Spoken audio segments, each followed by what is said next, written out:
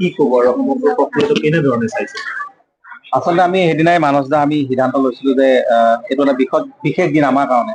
কাৰণ কিয় আমি দিনে ৰাতিয়ে আমি মাত মাতি আছিলো, যুঁজখন যুঁজি আছো যে জুবিন দাই ন্যায় পাব লাগে, ন্যায় পাব লাগে। আৰু এখোজ আচলতে আজি আগবাঢ়িছে। কাৰণ কিয় যিকেইগৰাকী অভিযুক্ত আছিলে, যিকেইগৰাকীক লৈ আমি প্ৰতিবাদ কৰিছিলো যে তেওঁলোকক গ্ৰেপ্তাৰ কৰিব লাগে আৰু তেওঁলোকে মূল কালপিত হয় আৰু জুবিন দাৰ হত্যাৰত তেওঁলোক আছে জড়িত। আৰু তেতিয়া সেইটো কাৰণে আমি জেল হাজতলৈ যাব লগা হৈছে, সকলোৱে জানে কাৰাগাৰত আছো। কিন্তু তেওঁলোকক গ্ৰেপ্তাৰ হ'ল। তাৰপিছত এতিয়া চাৰ্জশ্বিট আজি 3 মাহৰ মানে 3 মাহ হৈ গ'ল বুলি ক'ব লাগিব। আৰু আজি যি ঐতিহাসিক আচলতে সেই যিখন চাৰ্জশ্বিট আজি দাখিল কৰিলে, আৰু এই ক্ষণটো অসমবাসীৰ কাৰণে এক মানে চিৰস্মৰণীয় হৈ ৰ'ব।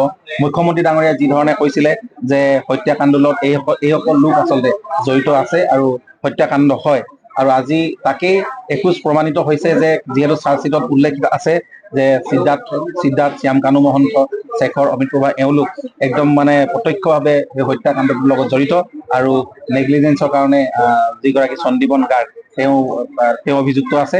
আৰু বাকী যি দুগৰাকী দেহৰক্ষী তেওঁলোক এতিয়াও মানে তেওঁলোক একেবাৰে হত্যাকাণ্ডটোৰ লগত জড়িত নহয়। তেওঁলোক কিন্তু জুবিন গাৰ্গক বিশ্বাসঘাতকতা কৰিছে, এইটো সঁচা কথা। কাৰণ কিয় তেখেতসকলৰ ধনৰ লেনদেন এইবিলাক কথা ওলাইছে।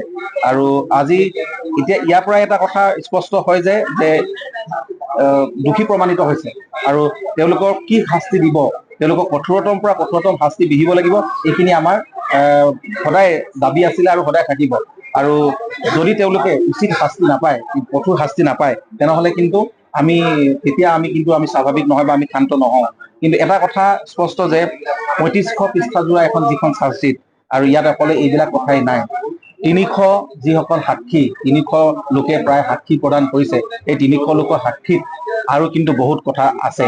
কাৰণ কি আমিও ঘনুক ঘানাককে কিছুমান কথা গম পাওঁ যে সেই সাক্ষীত কিন্তু আৰু বহুত লোকৰ নাম আছে, নাম সাঙুৰ খাইছে। জুবিন দাৰ গোটেই যিহেতু মুখ্যমন্ত্ৰী ডাঙৰীয়াই কৈছিলে যে 2019 চনৰ কভিডৰ পিছৰ পৰাই জুবিন গাৰ্গৰ লগত এক ষড়যন্ত্ৰ হৈছে। জুবিন গাৰ্গক তেওঁলোকে মানে জোৰ জুলুম কৰি মানে সুৰাৰ ব্যৱস্থা গ্ৰহণ কৰি দিয়ে, সুৰা খুৱাই। আৰু তেনেকুৱাখিনি যদি হয়, তেনেহ'লে ইয়াতে আৰু কিছু সংখ্যক লোক আছে, আৰু হয়তো তাত কোনোবা নিজৰ মানুহ, বন্ধু বৰ্গ এইবিলাক বহুত ওলাব। জুবিন গাৰ্গৰ লগত ধনৰ লেনদেন, ব্যৱসায় লেনদেন, এইবিলাক বহুত কথা জড়িত হৈ আছে। আৰু সেইবিলাক কথাও লাহে লাহে আমি ওলাব বুলি আমি আশা কৰিছো। কাৰণ কিয় যিসকল এতিয়া দোষী সাব্যস্ত হৈছে তেওঁলোকেওতো নিজৰ নিজৰ ষ্টেটমেণ্ট দিব এটা সময়ত, ট্ৰায়েল যেতিয়া হ'ব। আৰু তেতিয়াও কিন্তু আৰু কিছুমান লোক ওলাব, যিবিলাক লোক মুখা পিন্ধা। আজিও দেখিছো বহুতে সুবিধাজনক স্থিতি গ্ৰহণ কৰি আছে। জুবিন দাৰ ন্যায় বিচাৰি #জাষ্টিছ ফৰ জুবিন গাৰ্গ বুলি লিখিবৰ কাৰণে তেওঁলোকে কিছু সংখ্যকে ভয় কৰি আছে। জুবিন দাক কেৱল গান গাই শ্ৰদ্ধাঞ্জলি জ্ঞাপন কৰিলে নহ'ব, আমি এইটো সময়ত আমি ন্যায় যুঁজখন ঐক্যবদ্ধভাৱে আমি কৰিব লাগিব বুলি সকলোৱে কৈছো। কিন্তু #জাষ্টিছ ফৰ জুবিন গাৰ্গ লিখিবৰ কাৰণে ভয় কৰে। কিছুমানে সুবিধাজনক স্থিতি গ্ৰহণ কৰি কিনে কেৱল গীত এটি গাই, মঞ্চত গাই কিনে তেওঁলোকে যে ক'ব খোজে যে জুবিন দাই মানে আমি জীয়াই ৰাখিম, জুবিন দাই ন্যায় লাগে, এনেকে ক'লে নহ'ব। আচলতে ওলাই আহিব লাগিব আৰু আপুনি মুকলিভাৱে মুক্ত কণ্ঠে কথাখিনি ক'ব লাগিব। আজি কিন্তু সেইবিলাক আমি দেখা নাই। আৰু যিবিলাকে বন্ধুৰ নামত মুখা পিন্ধি এতিয়া নিজকে বন্ধু চেলাই বা নিজকে একদম নিজৰ আত্মীয় বুলি ক'ব খুজিছে, সেইসকলক কৈছো যে এতিয়াও কিন্তু আমি একেবাৰে চূড়ান্ত মানে যিটো আমি ন্যায় পোৱা নাই, এতিয়াও আমি সফল হোৱা নাই। এতিয়াও এই ন্যায় যুঁজখন চলিব। কিন্তু আজি চাৰ্জশ্বিট দাখিল হৈছে, এটা এখোজ আমি আগবাঢ়িছে। আৰু এই যে যি কেইগৰাকী কালপিত, এই কালপিত কেইগৰাকীক মুখ্যমন্ত্ৰীয়ে কোৱা ধৰণে কিন্তু আজি তেওঁলোকক দোষী সাব্যস্ত কৰিছে। আজি চাৰ্জশ্বিটত তেওঁলোকৰ নাম উল্লেখ আছে, তেওঁলোকে কেনেকে ধৰণে কি প্লেনিং কৰিছিলে, এই গোটেই কথাখিনি আছে।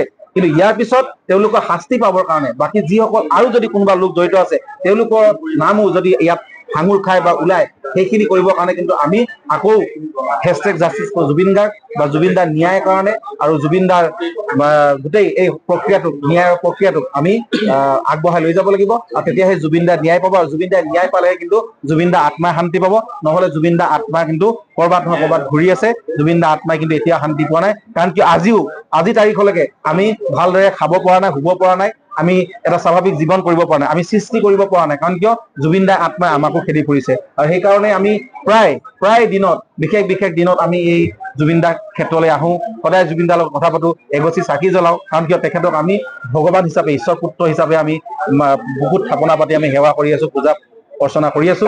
আৰু এটাই ক'ম যে এই জুবিন দাৰ ন্যায় যুঁজখনত আমি ন্যায় পাবই লাগিব আৰু আজি এখোজ যে আগবাঢ়িছে আৰু আমি আজি যিখিনি কথা শুনিছো বা SIT যিখিনি তদন্ত দাখিল কৰিছে চাৰ্জশ্বিটত উল্লেখ কৰিছে সেইখিনিক লৈ আমি অকণমান কৰবাত নহয় কৰবাত আমি অকণমান সন্তুষ্ট লাভ কৰিছো আৰু আমি ধন্যবাদো জনাইছো যে মুখ্যমন্ত্ৰীয়ে কোৱা ধৰণে তেখেতে কথাখিনি ৰাখিছে বা পালন কৰিছে আৰু পৰৱৰ্তী দিনত কিন্তু এই দোষীবিলাকে যাতে হুৰুঙাৰে হাৰি যাব নোৱাৰে বা তেওঁলোকে যে কেৱল নিৰ্বাচনী বা ললিপপ হিচাপে আমাৰ নহয় নিৰ্বাচনৰ প্ৰাক মুহূৰ্তত এনেকুৱা ধৰণৰকৈ নিৰ্বাচনৰ পিছত যাতে তেওঁলোক ওলাই আহিব নোৱাৰে বা তেওঁলোক হাৰি নাযায় এইখিনি আমি আকৌ এবাৰ আহ্বান জনাইছো আৰু আমি এই যুঁজখনত আছো আৰু আমি জুবিন দাৰ যি এই মানে যি এক বিশাল সত্তা এক সাংগীতিক সত্তা তেখেতৰ বিশাল সত্তাটোক আমি জীয়াই ৰাখিম আমি আগুৱাই লৈ যাম আৰু আমি সদায় জুবিন গাৰ্গৰ জয়গান গাম আৰু অসমত জয় জুবিন দা ধ্বনি সদায় উচ্চাৰিত হৈ থাকিব আৰু আমি এটা আমি পৰিকল্পনা কৰিছো এখন মঞ্চ গঠন কৰা যে জুবিন দাৰ